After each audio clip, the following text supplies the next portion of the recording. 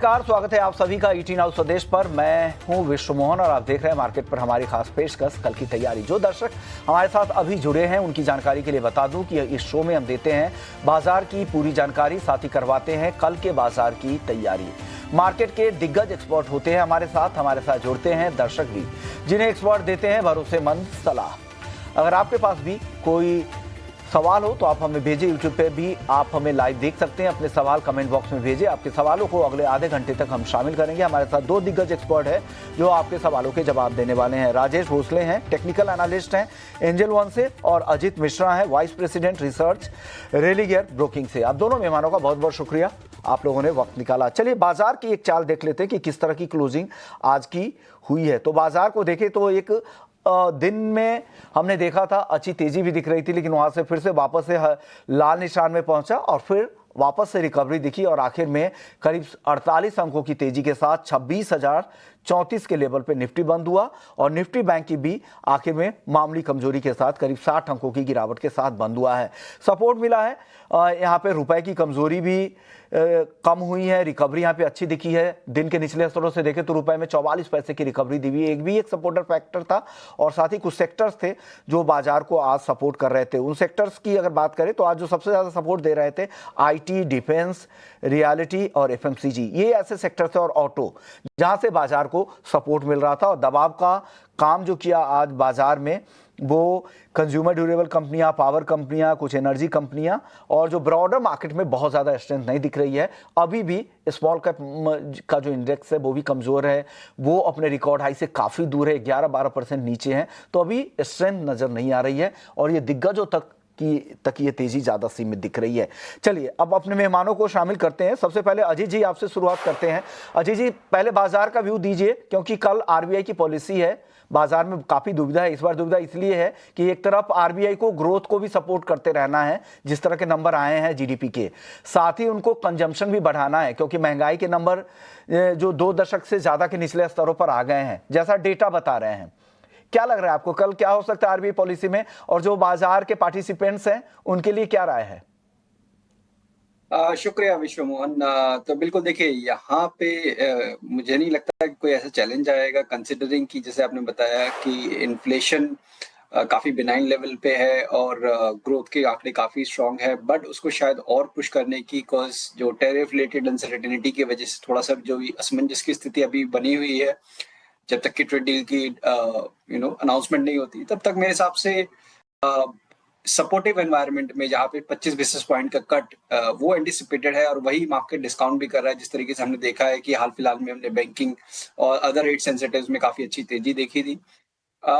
मेरे हिसाब से मार्केट में अभी कहीं ना कहीं कंसोलिडेशन का जो दौर है वो बना रहेगा बावजूद इस इवेंट के।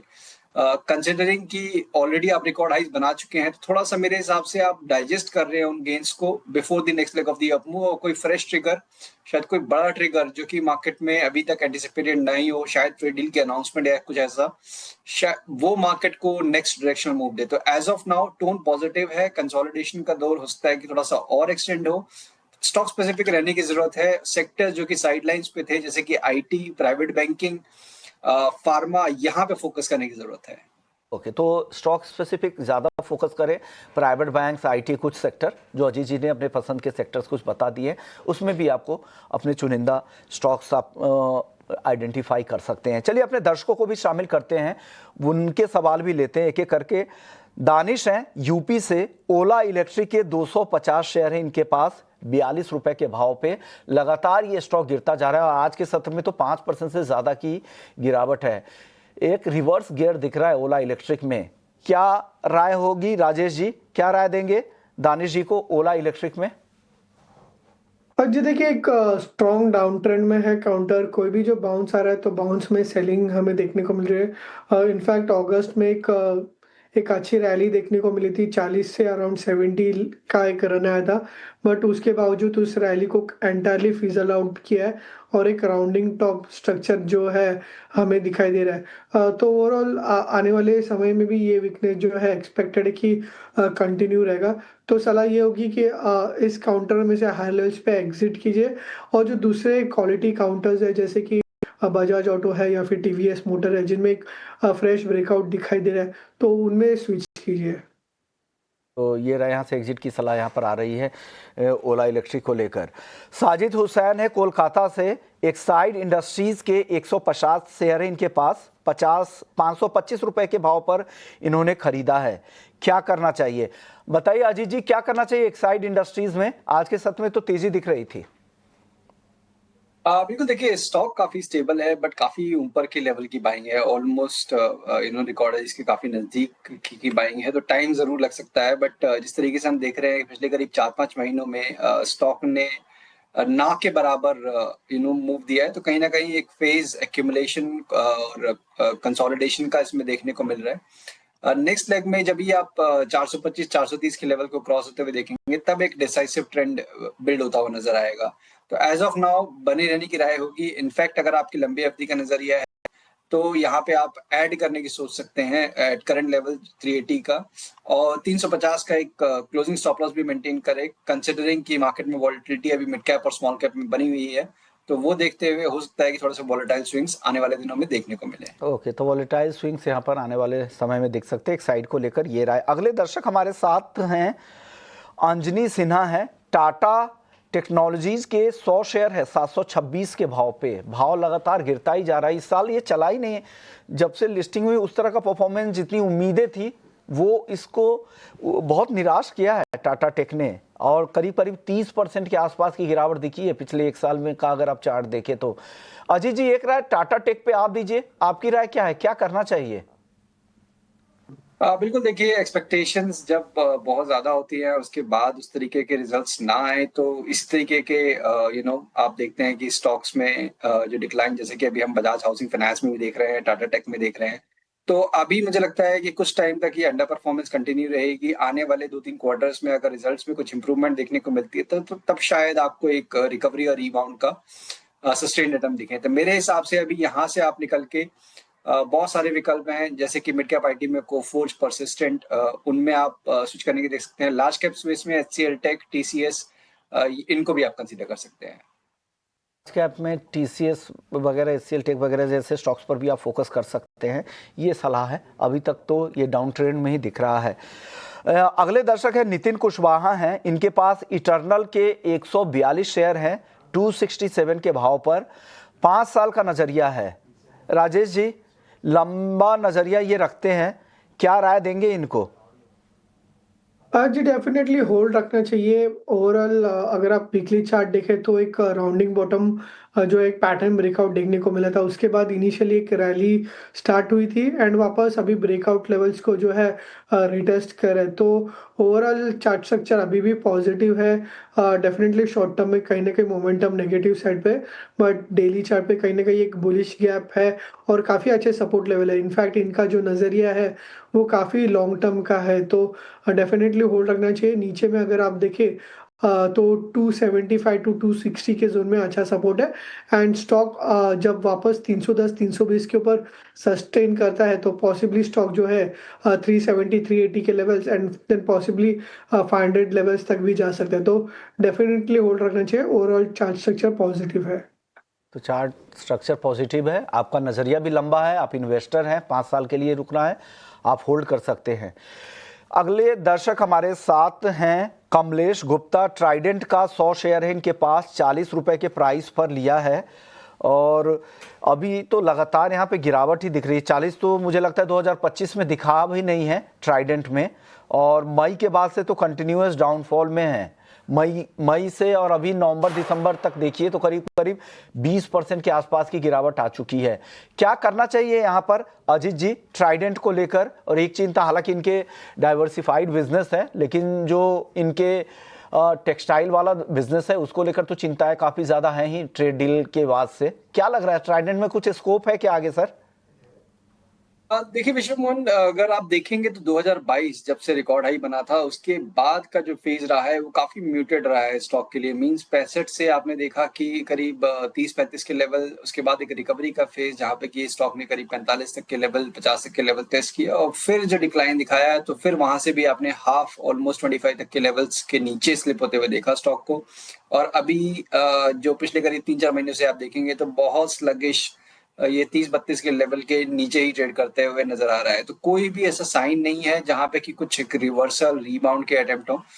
तो जब तक मान के चलिए कि 31-32 के लेवल को ये डिसाइसिवली ब्रेक करके क्लोज नहीं करता है, तब तक आपको इसी तरीके का लैकलस्टर मूव नजर आएगा। और नीचे के साइड पे करीब 23-24 शायद अब आपका पहला सपोर्ट होगा, मेजर सपोर्ट करीब 20 के पास। तो अगर आपका नजरिया छोटी अवधि का है तो डेफिनेटली मेरी राय होगी यहाँ से निकल जाने की। उन सेक्टर्स और थीम्स में फोकस करिए जो कि मार्केट के साथ अलाइंड है, जैसे प्राइवेट बैंकिंग मेजर्स में काफी लंबे टाइम बाद दोबारा से अच्छा एक ट्रैक्शन देखने को मिल रहा है।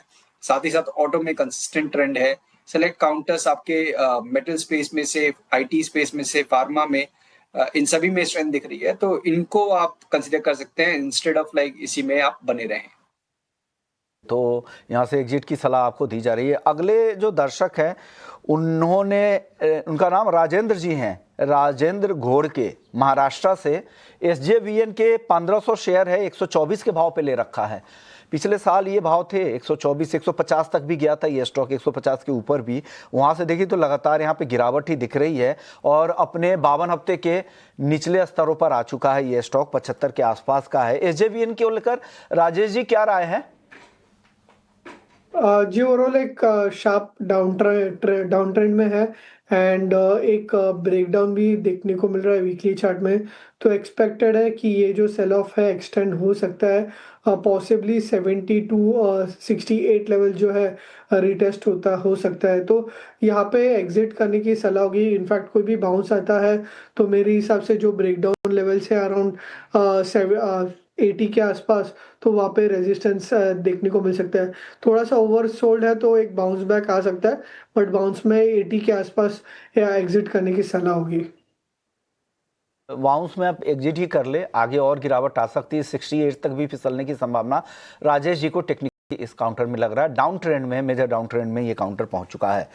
अगले दर्शक है अयाज अहमद है, PNB के 123 रुपए के भाव पर 500 शेयर लिए हैं। इनका नजरिया 3 से 6 महीने का है। क्या राय देंगे अजीत जी?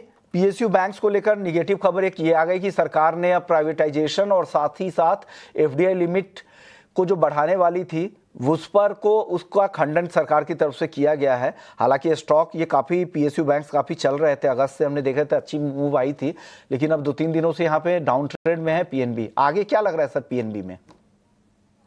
बिल्कुल देखिए, इनफैक्ट अभी आप देखेंगे तो इस रीसेंट रैली में जब बैंकिंग की रैली आई उसमें आपने PSUs को आउट परफॉर्म करते हुए देखा। और अब जब इन खबरों के बाद जिस तरीके से हमने कल से रिएक्शन देखा है स्टॉक्स में, अक्रॉस द बोर्ड काफी शार्प करेक्शन देखने को मिला है।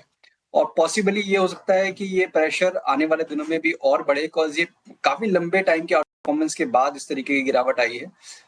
PNB की स्पेसिफिकली बात करें, 119 जो ऑलमोस्ट करीब करंट लेवल्स के पास जो ट्रेड कर रहा है, अगर ये लेवल डिसाइसिवली ब्रेक होता है तो फिर मुझे लगता है कि जो मोमेंटम, ये ट्रेंड जो कि ये फॉलो कर रहा था शॉर्ट टर्म में, वो फिजल आउट हो जाएगा और उसके बाद ग्रेजुअली करीब 108, 110 तक के लेवल्स भी इसमें देखने को मिल सकते हैं। तो मेरी राय ये होगी कि यहाँ से आप निकल के ICICI, HDFC में स्विच कर सकते हैं। HDFC जैसे दिग्गज प्राइवेट बैंकों में आप स्विच करने की सलाह यहाँ से निकलकर ये राय दी जा रही है अजीत जी की तरफ से।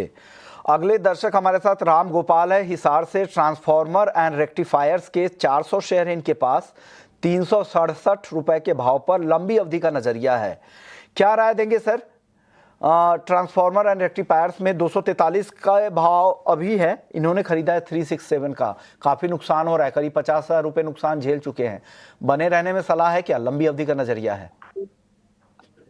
जी देखिए, यही प्रॉब्लम है रिसेंट टाइम्स में कि मार्केट्स तो ऑल टाइम हाई पे चल रहा है, बट ब्रॉडर मार्केट में वीकनेस है, स्पेशली मिड कैप स्पेस में। इस काउंटर को भी देखें तो एक शार्प सेल ऑफ देखने को मिला है और मेजर ब्रेकडाउन में। तो इस काउंटर में भी सेम व्यू रहेगा कि जो वीकनेस है वो एक्सपेक्टेड है कि कंटिन्यू रह सकता है न्यू टर्म में। पॉसिबली ये जो लेवल्स है अराउंड 220 टू 225, तो वो रिटेस्ट हो सकता है। तो सलाह यही होगी कि एग्जिट कीजिए। कोई भी बाउंस आता है तो बाउंस में अराउंड 275 280 ऐसे जोन्स आता है, तो वहाँ पे एग्जिट करने की सलाह होगी। में एग्जिट करें। एक छोटा सा जवाब दे दीजिए अजीत जी। शंभू वालिया का है, वरुण बेवरेजेज पर आपका ओपिनियन चाह रहे हैं। 50 शेयर है 480 के भाव पर, वरुण बेवरेजेज, क्या करें सर? देखिए उनके बाइंग प्राइस के पास है और हाल फिलहाल में जो पिछले करीब 3-4 साल महीने की अगर मूव देखेंगे तो कहीं न कहीं एक स्टेबिलिटी नज़र आ रही है एक अच्छे एक्टिव फेज़ के बाद। तो मुझे लगता है कि एक रिबाउंड का अटेम्प्ट दोबारा से हो सकता है जब भी आप मार्केट में थोड़ा-सा सुधार होते हुए देखेंगे सेंटिमेंट्स में। करीब 525-530 तक के लेवल्स यहाँ पे पॉसिबल हैं। तो मेरी राय होगी बने रहने की एक 65 के एक स्टॉप लॉस के साथ। चलिए, अब वक्त हो चुका है हमारे खास सेगमेंट का, वीआईपी शेयर का।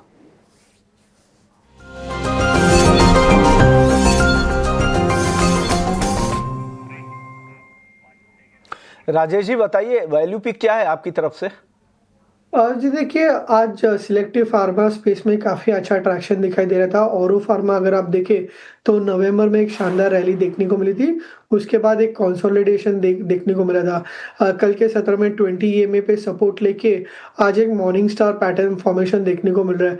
तो औरो फार्मा को यहाँ पे बाय करना है, यहाँ से एक अच्छा मोमेंटम एक्सपेक्टेड है।